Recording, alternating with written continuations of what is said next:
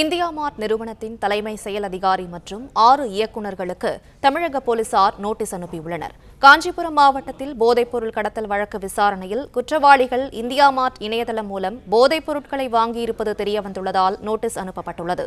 இதுகுறித்த கூடுதல் விவரங்களை செய்தியாளர் சரவணகுமார் வழங்க கேட்கலாம். சரவணகுமார், வணக்கம். மேலும் விவரங்களை சொல்லுங்க.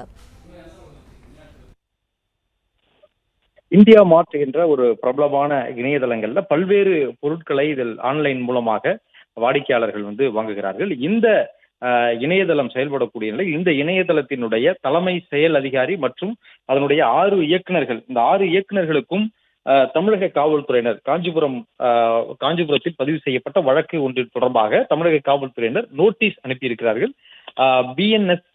பிஎன்எஸ்எஸ் பிரிவு 35 என்ற இந்த சட்டப்பிரிவின் கீழே இந்த நோட்டீஸ் அனுப்பப்பட்டிருப்பதாக காவல்துறை தரப்புல தெரிவிக்கப்பட்டிருக்கிறது.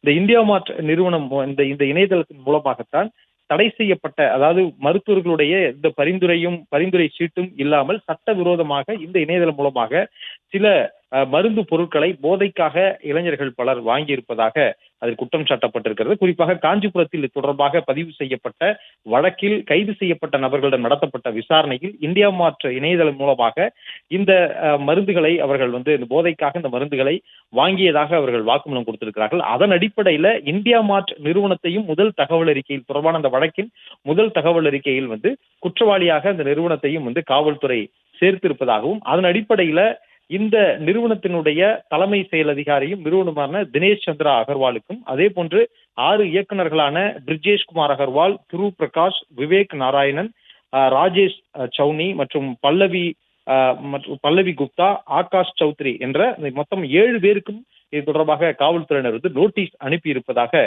தெரிவித்திருக்கிறார்கள். விவரங்களுக்கு நன்றி சரவணகுமார்.